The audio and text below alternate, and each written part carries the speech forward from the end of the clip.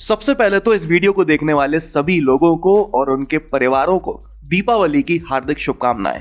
हाल फिलहाल गाड़ियों की डिमांड बहुत ज्यादा है लेकिन उनकी सप्लाई उतनी ही कम है। 7 से 8 महीने की वेटिंग एक आम बात हो चुकी है।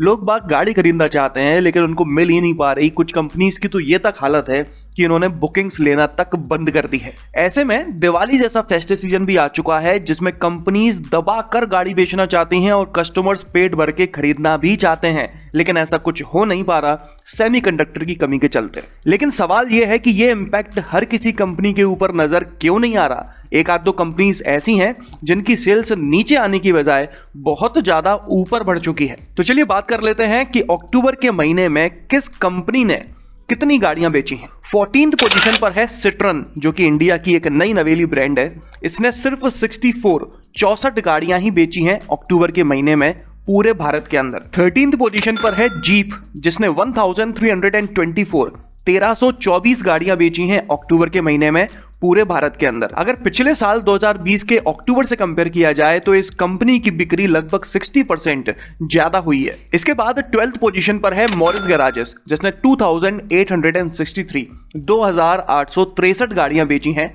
अक्टूबर के महीने में।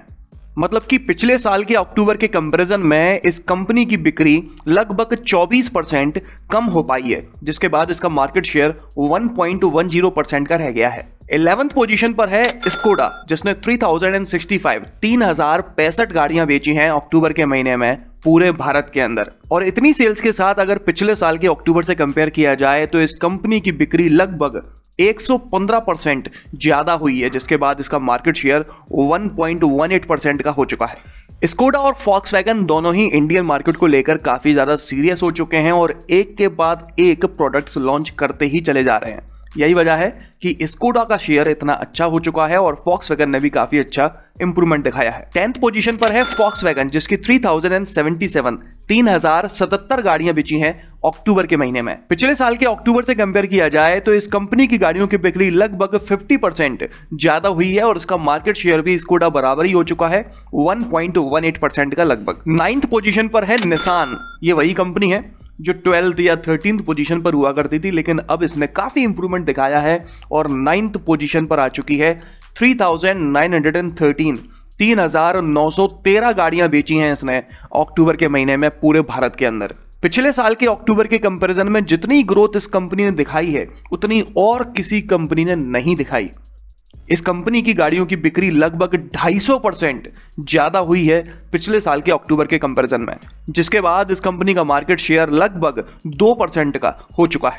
8th पोजीशन पर है होंडा मोटर्स, जिसकी 8108 गाड़ियां बिकी हैं अक्टूबर में। पिछले साल के कंपैरिजन में इस कंपनी की बिक्री लगभग 25% कम हुई है, जिसके बाद इसका मार्केट शेयर 3.12% का रह गया है। 7th पोजीशन पर है रेनो मोटर्स, जिसकी 8,910 गाड़ियां बेची हैं अक्टूबर के महीने में। पिछले साल के कंपैरिजन में इस कंपनी की भी बिक्री लगभग 19% कम हुई है और रही बात मार्केट शेयर की तो वो है इसका लगभग 3.42%। रेनो उन कुछ कंपनीज में से एक है जो इंडियन मार्केट को समझता है, उनके हिसाब से एक बजट में अच्छी गाड़ी देने की कोशिश करता है और यही वजह है कि Renault 7th largest company of India बन चुका है। 6th पोजीशन पर है टोयोटा मोटर्स, जिसने 12,440 गाड़ियां बेची हैं अक्टूबर के महीने में पूरे भारत के अंदर। पिछले साल के अक्टूबर से कंपेयर किया जाए तो टोयोटा ने कोई ग्रोथ नहीं दिखाई है। पहले भी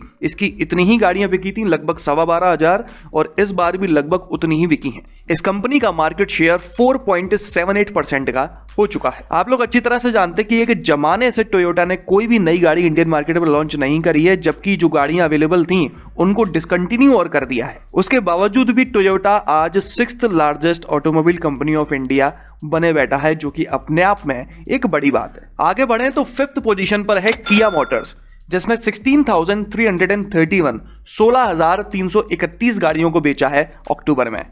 इस कंपनी की बिक्री भी लगभग 22% कम हो पाई है, जिसके बाद इसका मार्केट शेयर 6.28% का है। मुझे लगता है कि समय आ चुका है सेल्टॉस को एक नया फेसलिफ्ट दिए जाने का और एक नया प्रोडक्ट इंडियन मार्केट में लॉन्च करने का, तब जाकर किया की पोजीशन इंप्रूव हो सकती है। इसके बाद फोर्थ पोजीशन पर है महिंद्रा एंड महिंद्रा, जिसने 20,130 गाड़ियों को बेचा है अक्टूबर में पूरे भारत के अंदर। इस कंपनी ने अभी हाल ही में XUV 700 को लॉन्च करा है, जिसकी 65,000 से ज्यादा बुकिंग्स हो चुकी हैं। बुकिंग्स को आप सेल्स में काउंट नहीं कर सकते। महिंद्रा ने ऐसा विश्वास दिलाया है अपने कस्टमर्स को कि मिड जनवरी तक वो 14,000 XUV 700 को डिलीवर करने की कोशिश करेंगे। अब 65,000 XUV 700 कब तक कस्टमर्स तक पहुंच पाती हैं और कब जाके महिंद्रा की सेल्स इतनी बढ़ती है कि वो फोर्थ से थर्ड या सेकंड पोजीशन पर आ पाती है, ये तो वक्त ही बता पाएगा। पिछले साल के अक्टूबर के कंपैरिजन में इस कंपनी की बिक्री लगभग 8% ज्यादा हुई है, जिसके बाद इसका मार्केट शेयर 7.74% का हो चुका है। इसके बाद थर्ड पोजीशन पर है टाटा मोटर्स। अक्टूबर के महीने में इस कंपनी की इतनी गाड़ियां बिकी हैं जितनी पिछले 10 साल में किसी भी महीने में नहीं बिकी।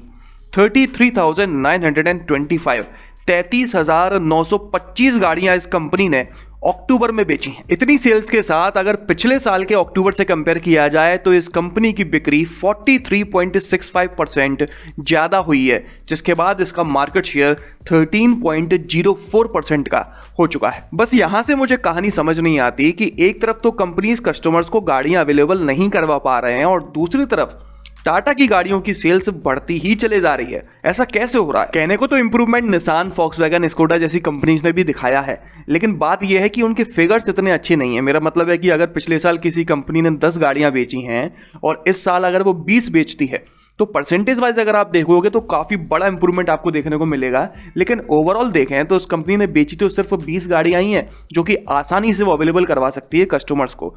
लेकिन टाटा की बात अगर करें तो यहां पर वो 34,000 गाड़ियां बेच चुकी है। मानो जैसे टाटा ने कोई जुगाड़ कर रखी है सेमीकंडक्टर्स के लिए, उनको कोई फर्क ही नहीं पड़ रहा किसी चीज का। और अगर टाटा ने जुगाड़ कर रखी है तो बाकी कंपनीज क्यों नहीं कर पा रही हैं? चलिए आगे बढ़ते हैं और हमेशा की तरह सेकंड पोजीशन पर आई है हुंडई मोटर्स। लेकिन खास बात यह नहीं है कि हुंडई सेकंड पर है। खास बात अभी मैं आपको बताता हूं कि अक्टूबर के महीने में हुंडई ने 37,021 गाड़ियों को बेचा है पूरे भारत में। यहां से आप देख सकते हो कि टाटा कितने करीब पहुंच चुका है हुंडई के। टाटा की लगभग 34,000 गाड़ियां बिकी हैं, जबकि हुंडई की मात्र 3,000 ज्यादा ही बिक पाई हैं। तो हो सकता है आने वाले 1-2 महीने में टाटा इंडिया की second largest automobile company of India बनकर उभरे। पिछले साल से कंपेयर किया जाए तो हुंडई की गाड़ियों की बिक्री लगभग 35% कम हो पाई है, जिसके बाद इसका मार्केट शेयर 14.23% का रह गया है। और अब बात कर लेते हैं इंडिया की सबसे बड़ी ऑटोमोबाइल कंपनी मारुति के बारे में। तो इस कंपनी ने 1,08,991 गाड़ियों को बेचा है अक्टूबर में पूरे भारत के अंदर। पिछले साल अक्टूबर से कंपेयर किया जाए तो इस कंपनी की भी लगभग 33% बिक्री कम हो पाई है, जिसके बाद इसका मार्केट शेयर 41.89% का रह गया है। मारुति ने अगस्त के महीने में अनाउंस करा था कि वो अपने प्रोडक्शन को लगभग 60% कम करने वाले हैं। उसके बाद सितंबर में वापस से अनाउंस करा कि अक्टूबर में वो अपने प्रोडक्शन को 60% बढ़ाने वाले हैं, क्योंकि फेस्टिव सीजन आ चुका है। तो अक्टूबर में ये लोग लगभग 1.5 लाख या 1.25 लाख के आसपास गाड़ियां बनाने की